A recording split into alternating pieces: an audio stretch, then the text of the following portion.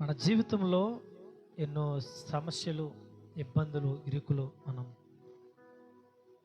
వాటిని అధిగమిస్తూ ముందుకు వెళ్తాం చాలా సందర్భాల్లో.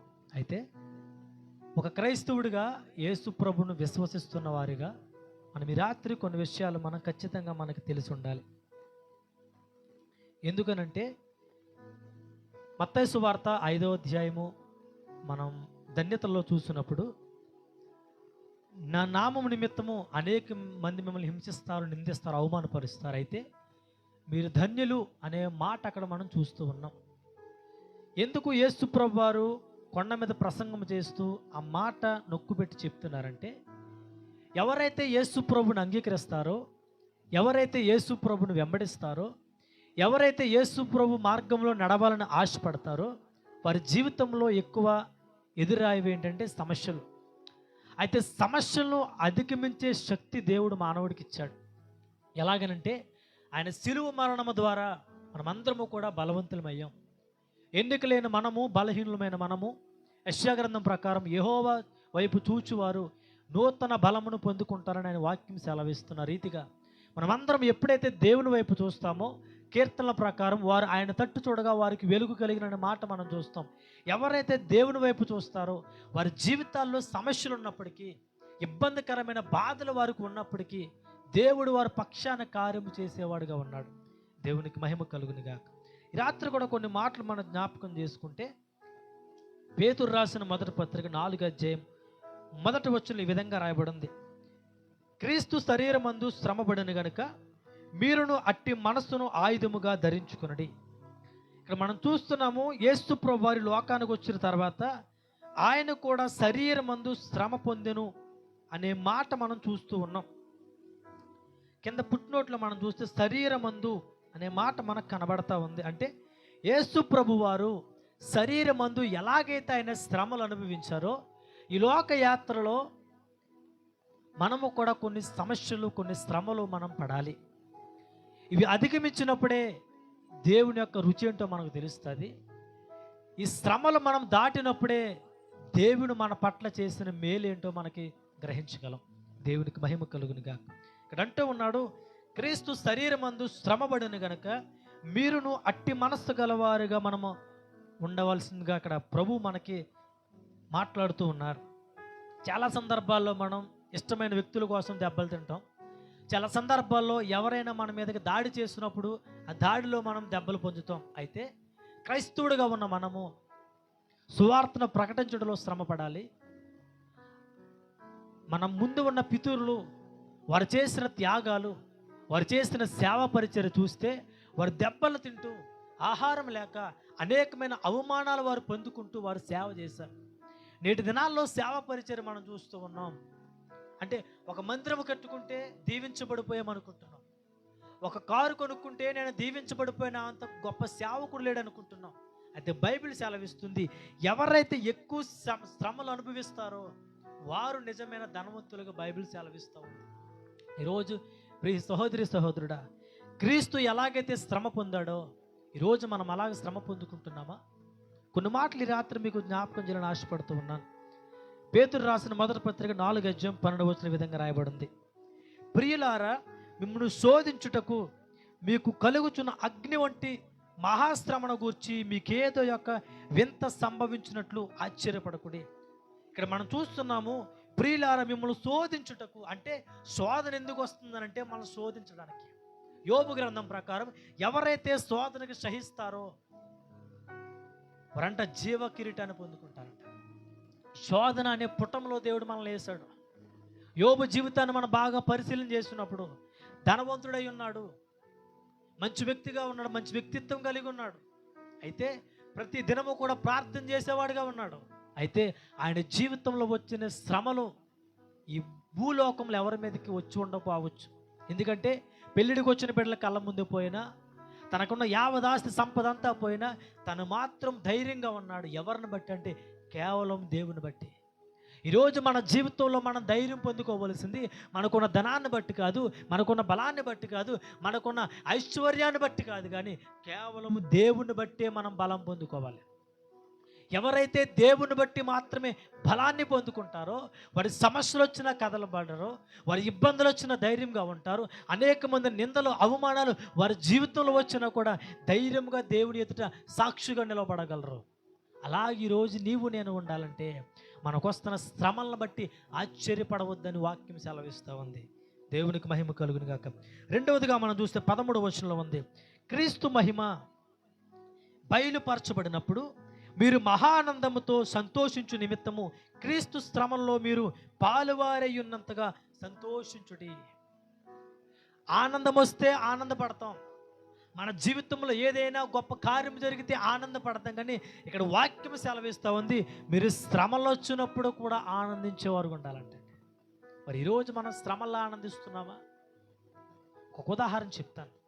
మీరు ఎప్పుడైనా నీటి ప్రవాహాన్ని గమనించినప్పుడు చేప ఎప్పుడూ కూడా నీరు ఎలాగైతే వెళ్తుందో అలాగెప్పుడు అది వెళ్దాం. ఆ ఎదురొస్తున్న నీటికి ఎదురాడుతూ ఉంటుంది, ఎదురు ఈదుకుంటూ వెళ్తుంది. ఎందుకనంటే నీరు వెనక్కి వెళ్తుంది కాబట్టి, ఇలాగెళ్తే నాకు ప్రమాదం, నేను ముందుకే వెళ్ళాలంటూ ఆ నీరు ఆ వస్తున్న ప్రవాహాన్ని అధిగమించి అది ముందుకు వెళ్తుంది. ఈరోజు క్రైస్తవుడిగా యేసు ప్రభువుని నమ్ముకున్న మనము కూడా సమస్యకి ఎప్పుడు మనం ముందే వెళ్ళాలి. అంటే సమస్యలు వస్తున్నా ధైర్యంగా నిలబడాలి. ఎందుకంటే ఆ ధైర్యాన్ని దేవుడు మనకిచ్చాడు. ఇక్కడ అంటున్నాడు 13వ వచనంలో, క్రీస్తు మహిమ బయలుపరచబడినప్పుడు మీరు మహానందంతో సంతోషించు నిమిత్తము క్రీస్తు శ్రమల్లో మీరు పాలువారై ఉన్నంతగా సంతోషించుడి. శ్రమలను బట్టి మనం సంతోషించాలి, మనకొస్తున్న ఇబ్బందులు బట్టి మనం సంతోషించాలి. దేవుడు ఖచ్చితంగా నా సమస్య నుంచి నేను బయటికి తీసుకొస్తాడని ఒక నిరీక్షణ మనకు ఉండాలి. ఇశ్రాయేలు ప్రజలు 430 సంవత్సరాలు బానిసత్వంలో ఉన్నప్పటికీ కూడా వారు ఎప్పుడైతే దేవుని యొక్క హస్తంలోకి వచ్చారో, ఎప్పుడైతే మోషే నాయకత్వంలో వారు ఈ ఐగుప్తు నుంచి బయటికి వచ్చారో, దేవుడి విలువేంటో వాళ్ళు చూశారు. దేవుడి యొక్క చిత్తం ఏంటో వాళ్ళు చూస్తారు. దేవుని యొక్క ప్రేమ ఏంటో వాళ్ళు చూస్తారు. ఎందుకంటే వారు ఎవరు చెప్పులు అరుగుపోలేదు. ఆహారం అడితే ఆహారం పెట్టాడు, దాహం అడితే దాహాన్ని తీర్చాడు. అయినప్పటికీ చాలా సందర్భాల వాళ్ళు దేవుణ్ణి ఎదురుస్తూనే ఉన్నారు. ఈరోజు నీకు వస్తున్న శ్రమలను బట్టి, నీకు వస్తున్న ఇబ్బందులను బట్టి, ఒకవేళ నువ్వు దేవుణ్ణి దూషిస్తున్నావేమో, శ్రమలను బట్టి నువ్వు దేవునికి దగ్గర అవ్వాలని దేవుడు ఆశపడుతున్నాడు. నీకు వస్తున్న శ్రమలను బట్టి నువ్వు అనేక ముందు సాక్షిగా నిలవబడాలని దేవుడు ఆశపడుతూ ఉన్నాడు. కానీ మనం ఏం చేస్తామంటే శ్రమలు వస్తే దేవుడు నాకే పెట్టేడు శ్రమలు అనుకుంటాం.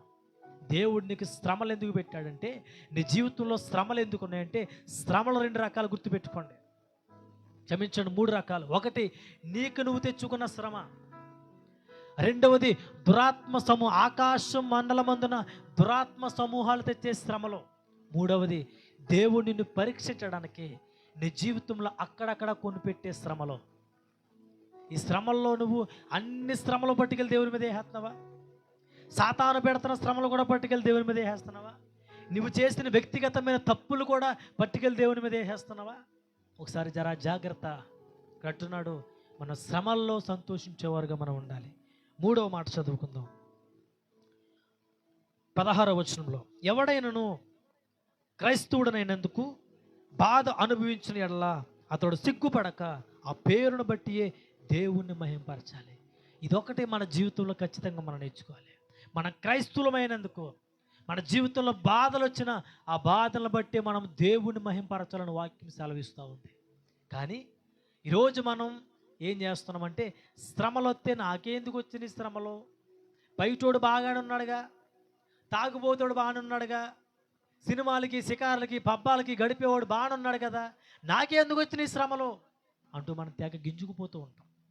గుర్తుపెట్టుకోండి, నువ్వు రాత్రంతా కూడా రూమ్లో కూర్చుని ఏడ్చిన నీ శ్రమలో నుంచి నువ్వు బయటికి రాలేవు. ఎప్పుడు నీ శ్రమల నుంచి నువ్వు బయటకు వస్తావంటే, నువ్వు ఎప్పుడైతే దేవుని వైపు చూస్తావో, దేవుని చిత్తాన్ని నువ్వు ఎరుగుతావో, దేవుని చిత్తం వైపు నీ యొక్క హృదయాన్ని తిప్పుతావో, అప్పుడే నీ జీవితంలో మార్పులు కలుగుతాయి. ఇక్కడ ఉన్న వాక్యం ఏంటంటే, క్రైస్తవుడైనందుకు బాధ అనుభవించిన ఎడల అతడు సిగ్గుపడక, సిగ్గుపడేవాడు ఎప్పుడూ క్రైస్తవుడు కాదు. మనం ఎక్కడైనా సమయమందున అసమయమందునైనా క్రీస్తుని కోసం మనం ప్రకటించాలి, క్రీస్తు సువార్త మనం ప్రకటించాలి. మన జీవితాల్లో దేవుడు చేసిన ప్రతి మేలు అందరికీ తెలిసే విధంగా మనం చెప్పాలి. చాలామంది రహస్య క్రైస్తవులు ఉంటారు. మందిరానికి వెళ్తే ఎవరేమో అనుకుంటారేమో, బైబిల్ పట్టుకెళ్తే ఎవరేమో అనుకుంటారేమో, వీళ్ళు ఎప్పుడూ బాగుపడరు. ఎందుకంటే మనలో ఉన్న క్రీస్తు లోకమునికి వెలుగై ఉన్నప్పుడు, ఆ లోక రక్షకుని మనం ధరించుకున్నప్పుడు, ఆ లోక రక్షకుని మనం నమ్ముకుంటున్నప్పుడు ధైర్యంగా చెప్పుకోవడానికి భయం ఏంటి? అయితే ఈ మనుషులు పెట్టే శ్రమలను బట్టి, ఈ మనుషులు చేసే గాయాలను బట్టి చాలామంది భయపడుతుంటారు. పైకి అనుకుంటారు నేను చెప్పాలి ధైర్యంగా అనుకుంటారు, కానీ చెప్పలేరు.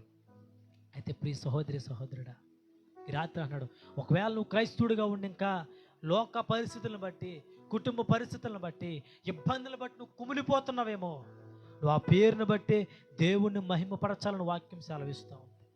ఆ జీవితంలో కూడా యేసు ప్రభు నమ్ముకుంటే వరే నువ్వు సేవ చేయొద్దు అన్నప్పుడు నేను ధైర్యంగా వచ్చా ప్రభువు నమ్ముకుని. ఈరోజు నా కుటుంబం అంతా కూడా ఒక్కొక్కరిగా రక్షణలోకి వస్తున్నారు. నువ్వు ముందు మొట్టమొదటి అడుగువేయి, దేవుడు 2 అడుగులు చేత ఇస్తాడు. నువ్వు మొట్టమొదటిగా నువ్వు చేయవలసిన పని చేయి, అప్పుడు దేవుడు నీ జీవితంలో ఏ మేలు చేయాలో ఆ మేలు చేస్తాడు. మనం ప్రయత్నించకుండా మనం ఒక చోటే కూర్చుని దేవుడే దిగాల, దేవుడే ఆశీర్వాదం ఇవ్వాలా, దేవుడే ఎత్తుకోవాలా అంటే అవ్వదు ఈ రోజుల్లో. ఎప్పుడైతే నీ జీవితంలో నువ్వు దేవుని వైపు చూస్తావో, దేవుడు నీ పక్షాన కార్యం చేసేవాడుగా ఉన్నాడని మనం గ్రహించాలి. మరొక మాట మనం చదువుకుందాం.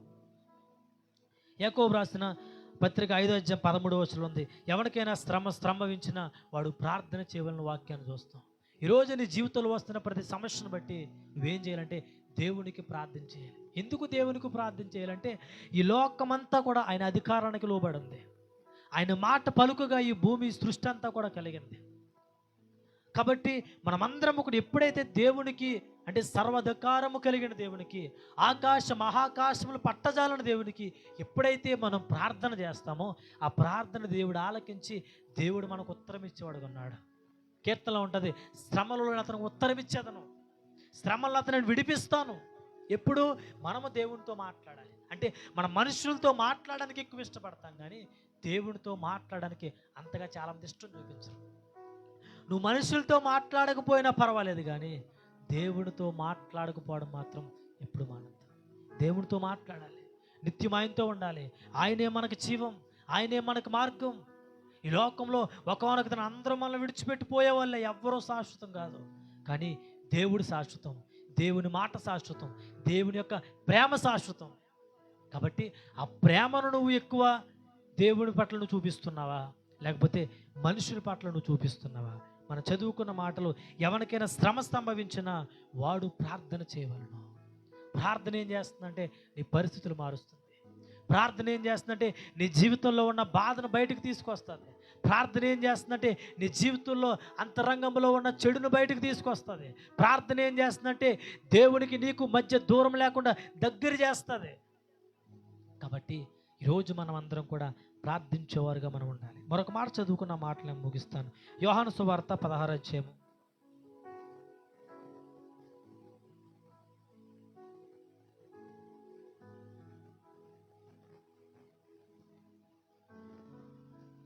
యోహాను సువార్త 16:33 ఈ విధంగా ఉంది. నా యందు మీకు సమాధానము కలిగినట్లు ఈ మాటలు మీతో చెప్పుచున్నాను. లోకములో మీకు శ్రమ కలుగును, ఆయనను ధైర్యము తెచ్చుకునడి, నేను లోకమును జయించున్నాను. ఈ మాటను బట్టి మనం నేర్చుకోవాల్సింది ఏంటంటే, మనం ఎప్పుడు కూడా ఆధారపడేవారుగా ఉండకూడదు. దేవుడు మనకి ధైర్యాన్ని ఇస్తాడని మనం నమ్మాలి. ఇక్కడ వాక్యం సెలవిస్తూ ఉంది, లోకంలో మీకు శ్రమ కలుగుతుంది, అయినను ధైర్యము తెచ్చుకున్నాడు, ఎందుకంటే నేను లోకమును జయించున్నాను. లోకమును జయించి మరణం అనే ముళ్ళు విరిచి దేవుడు మనకి జయాన్ని ఇచ్చాడు. కాబట్టి దేనికోసం మనం భయపడుతున్నాం? అప్పులను బట్టి భయపడుతున్నావేమో, కుటుంబ సమస్యలను బట్టి భయపడుతున్నావేమో, నీ జీవితంలో ఎదురవుతున్న ప్రతి ఒత్తిడిని బట్టి నువ్వు కుమిలిపోతున్నావేమో. వాక్యం సెలవిస్తూ ఉంది, నేను లోకమును జయించున్నాను దేవుడు అంటున్నాడు. కాబట్టి నీ జీవితంలో వస్తున్న నీ వ్యక్తిగత సమస్యలను బట్టి, కుటుంబ సమస్యలను బట్టి, నీ చుట్టూ ఉన్న పరిస్థితులను బట్టి నువ్వు భయపడద్దు. దేవుని బట్టి ధైర్యముగా ఉండు, ప్రార్థన చేయి. దేవుడు నీ పరిస్థితులు మార్చేవాడుగా ఉన్నాడని ఒక సేవకుడిగా మీ అందరికీ తెలియజేస్తూ ఉన్నాను. చివరి మాట, లోకంలో మీకు శ్రమ కలుగుతుంది. శ్రమలను బట్టి భయపడద్దు, ఇబ్బందులను బట్టి భయపడద్దు, నీ జీవితంలో ఎదురవుతున్న ఒత్తిడులను బట్టి భయపడద్దు, మనుషులకు అసలే నువ్వు భయపడద్దు. నరమాతృలను ఏమి చేయగలరు అంటాడు భక్తుడు. మనుషులు మనల్ని ఏం చేయలేరు. వారు మాట్లాడే మాటలు మనకి ఇబ్బందికరంగా ఉన్నా, వారు పెట్టే అనేకమైన పరిస్థితులు బట్టి మనం కుమిలిపోతూ ఉన్నా, జీవం కలిగిన దేవుడు, బలాన్నిచ్చే దేవుడు, ధైర్యాన్ని ఇచ్చే దేవుడు మన పక్షం ఉన్నప్పుడు ఎవడు మనకు విరోధి? మనం ఎప్పుడైతే దేవుని వైపు చూస్తామో, దేవుని హస్తాల్లోకి మనం వస్తామో, దేవుని దగ్గర మొరపెట్టుకుంటామో, దేవా నీవే నాకు జీవితమునకు ఆధారమని దేవుని దగ్గర మనం ప్రయాసపడతామో, దేవుడు అంటున్నాడు, నీ చింత యావత్తు నా మీద వేడే. ఆ చింతల్లో నుంచి దేవుడు మనల్ని బయటికి తీసుకొచ్చేవాడు ఉన్నాడు. కాబట్టి ప్రియ దేవుని బిడల, దేవుని జనాంగమా, మనమందరము కూడా మనకు వస్తున్న శ్రమలను బట్టి మనం భయపడకుండా ధైర్యాన్ని ఇచ్చే దేవుని వైపు చూద్దాం. దేవుడు మనల్ని ధైర్యపరుస్తాడు. దేవుడు మన జీవితంలో నూతనమైన కార్యాలు చేస్తాడు. అటువంటి కృప దేవుడు మనందరికి దయచేసి నడిపించునుగాక. ఆమేన్. ప్రార్థన చేసుకుందాం. మహాపరిశుద్ధుడైన తండ్రి, కృప కలిగిన దేవునికి వందనాలు. ఈ రాత్రి